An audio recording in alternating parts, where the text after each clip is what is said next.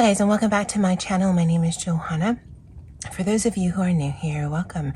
For those of you who are returning, welcome back. In today's video, it is this month's edition of the Stash Dive collab, and if that is of interest to you, please stay tuned.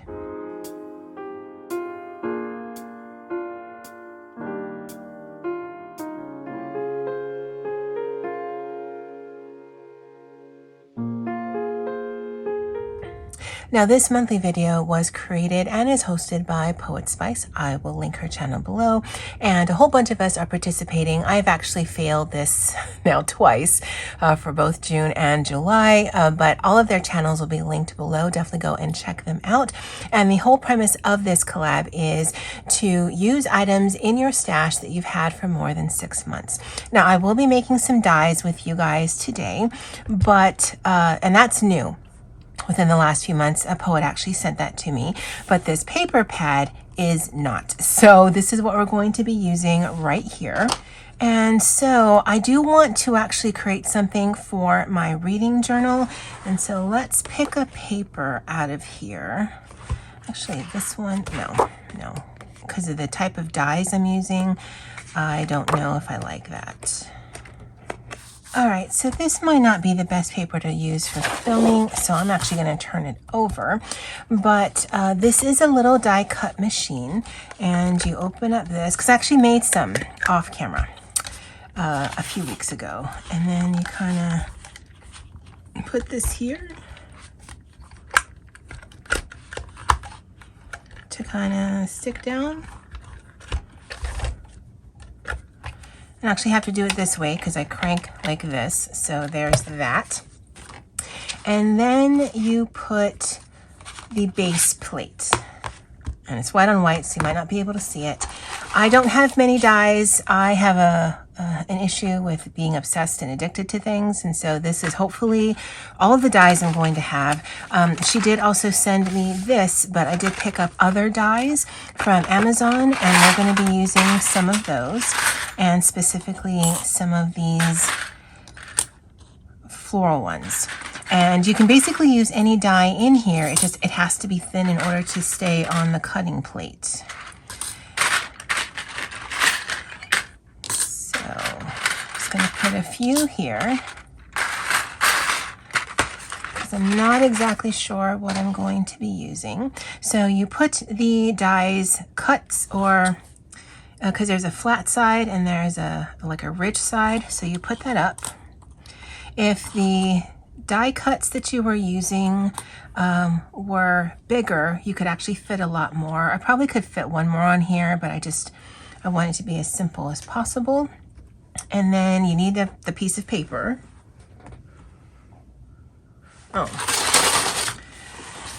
So we're just going to kind of eyeball this just because it's going to be cutting out anyway. So I'm not going to be too specific about this. I just need it to be thinner.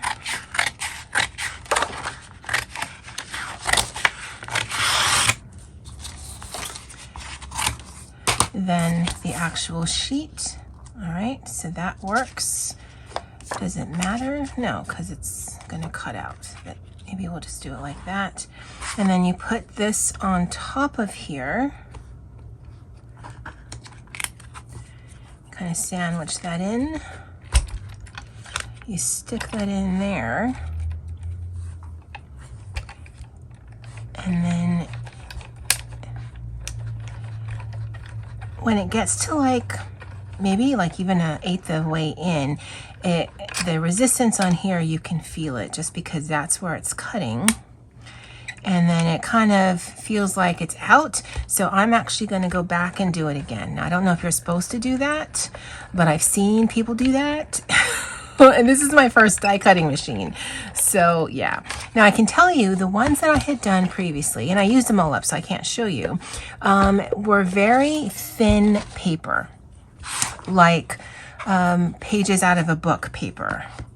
And that was really difficult because it made beautiful little die cuts, but it was very, very fragile.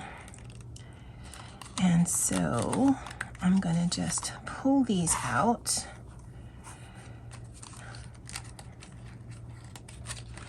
And then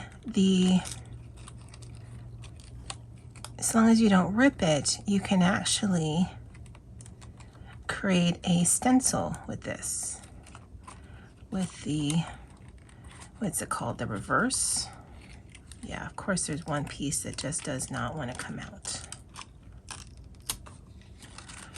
Right, so that would actually make a interesting stencil because it is paper, even though it is a little heavier than just copier paper.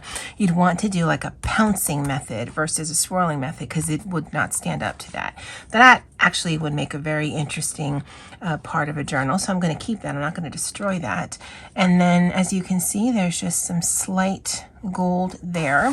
We'll do one more pass because we do have that other piece of paper.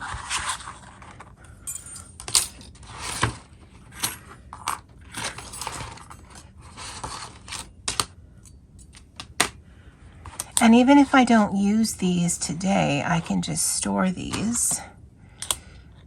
But we'll do these right here. And then the cutting.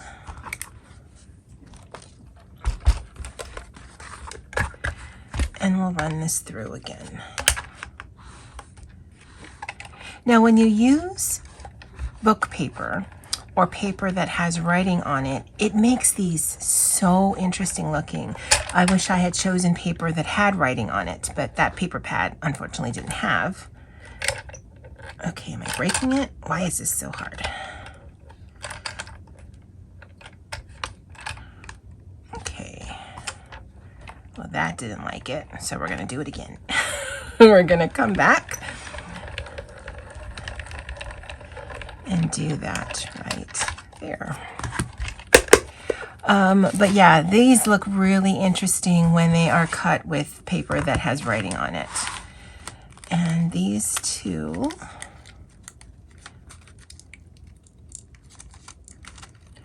and I don't know if because the paper is so thick, I don't know if it's because of the die cut specifically.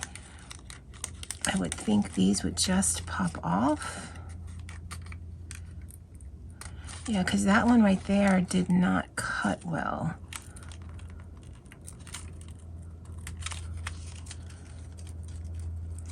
And maybe I had it too close to the side. I mean, this is only the second time I've used this machine. So that one right there did not split.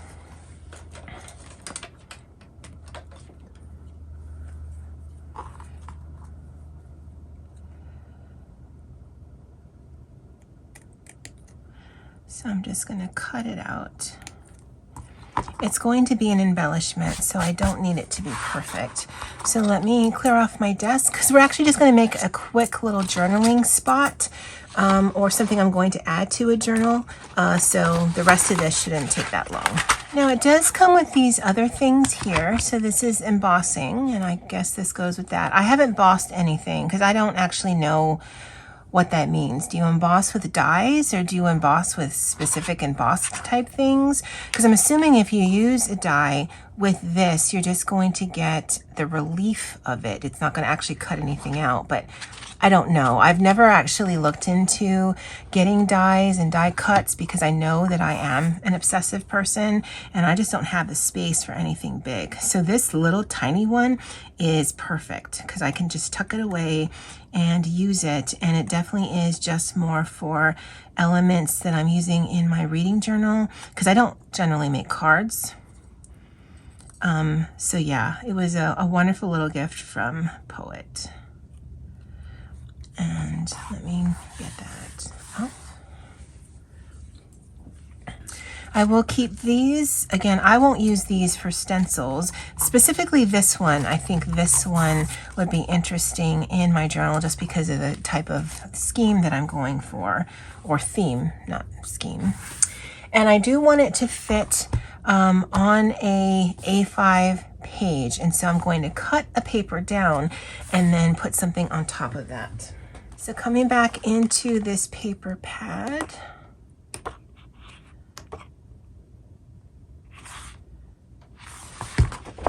I do want to cut this so that it's actually smaller than an A5 sheet.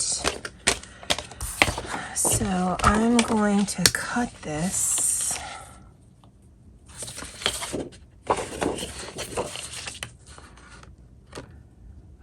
5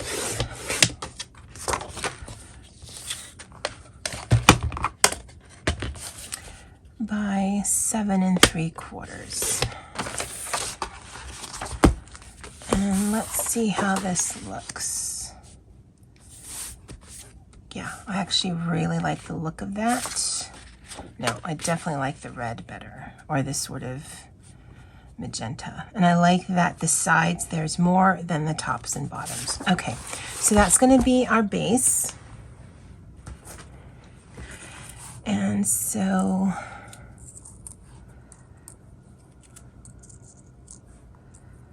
I think 3.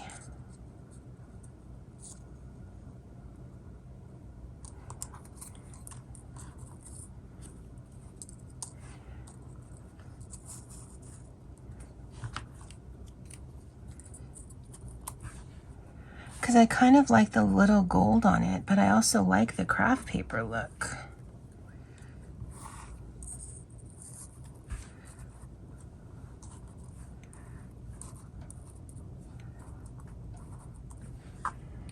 Okay, so I'm actually going to glue that down because it is so thin.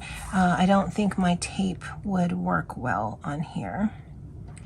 Now the glue in here is art glitter glue. When this ran out, the actual Tombow aqua liquid glue, then I just repurposed the glue bottle just because it's thin. I don't like using wet glue, and it's less because of the bulking and more because I don't like glue on my fingers. But there are just some projects like this that I think are worth it. Plus, I can't think of another way to stick it down. So that goes down there. I do like the contrast. If I wanted to bump up the gold, I might come in with my dual hybrid or my Sparkle Pop, which are exactly the same pen. It's just in different packaging, and go around it. I also think either like a white border or a black border would look interesting, because this is going to go in my reading journal.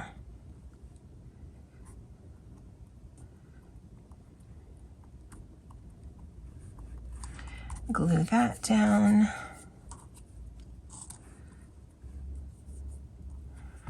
No, maybe I should. No, I like odd numbers. I just don't know which one I should use. You know, I like that one better. And the craft paper side is definitely easier to glue down than that gold paper side.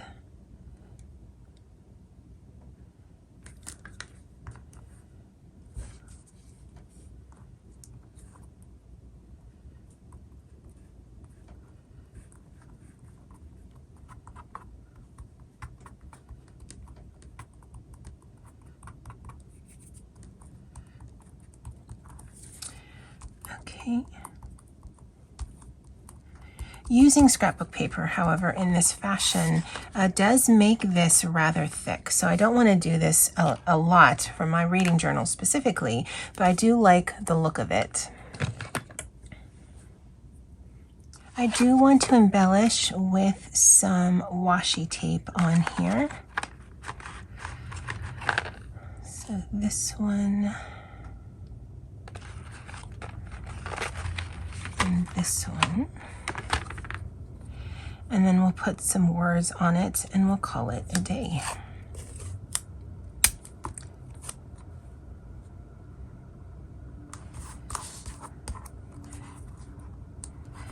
And this is kind of my process. It's just kind of willy-nilly figuring things out, seeing what I think looks good together.